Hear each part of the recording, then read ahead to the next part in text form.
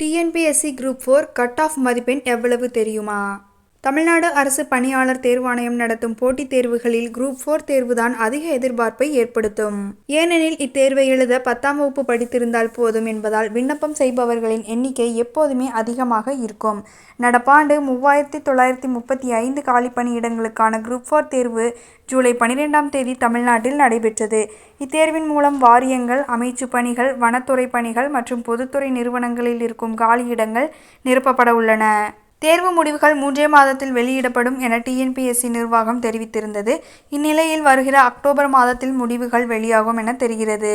நடப்பாண்டு நடைபெற்ற குரூப் 4 தேர்வு முன்னெப்போதும் இல்லாத வகையில் மிகவும் கடினமாக இருந்ததாக தேர்வர்களும் கல்வி வல்லுநர்களும் தெரிவித்தனர். இந்நிலையில் மறுதேர்வு நடத்த வேண்டும் என தமிழ்நாட்டில் பல இடங்களில் போராட்டங்கள் நடைபெற்றன. இருப்பினும் எதையும் கண்டுகொள்ளாத டிஎன்பிஎஸ்சி நிர்வாகம் முடிவுகளை வெளியிடும் பணிகளில் தீவிரம் காட்டி வருகிறது. கடந்த மாதம் விடை குறிப்பை டிஎன்பிஎஸ்சி வெளியிட்டது. இதில் கிட்டத்தட்ட 10 கேள்விகளுக்கும் மேல் தவறான விடையை டிஎன்பிஎஸ்சி பரிந்துரைத்ததாக தேர்வர்கள் தங்கள் கருத்துக்களை தெரிவித்தனர். இந்நிலையில் அக்டோபர் மாத தொடக்கத்தில் இறுதியான விடை குறிப்புகள் வெளியிடப்பட்டு தேர்வு முடிவுகள் அறிவிக்கப்பட உள்ளன. தேர்வு முடிவுகள் வெளியாகும் பட்சத்தில் பேஸ் மதிப்பெண்கள் ஏதேனும் கிடைக்குமா என தேர்வர்கள் பலரும் எதிர்பார்க்கின்றனர். அதோடு கட் ஆஃப் மதிப்பெண் எவ்வளவு இருக்கும் என்ற கேள்வியும் எழுகிறது. வினாத்தாள் மிகவும் கடினமாக இருந்ததால் 150 முதல் 153 வரை கட் ஆஃப் இருக்கும் என கூறப்படுகிறது. 3 முதல் 4 கிரேஸ் மதிப்பெண்கள் கிடைக்கவும் வாய்ப்புள்ளதாக கூறப்படுகிறது.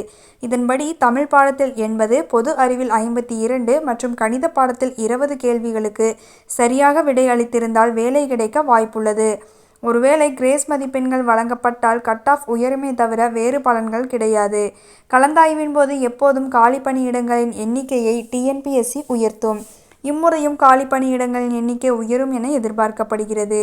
ஒருவேளை அது நடந்தால் கட் ஆஃப் மதிப்பெண் 148 முதல் 149 குறையவும் வாய்ப்புள்ளது.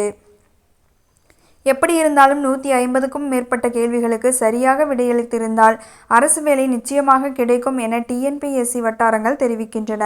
இருப்பினும் இது குறித்த அதிகாரப்பூர்வ தகவல்கள் இன்னும் வெளியாகவில்லை.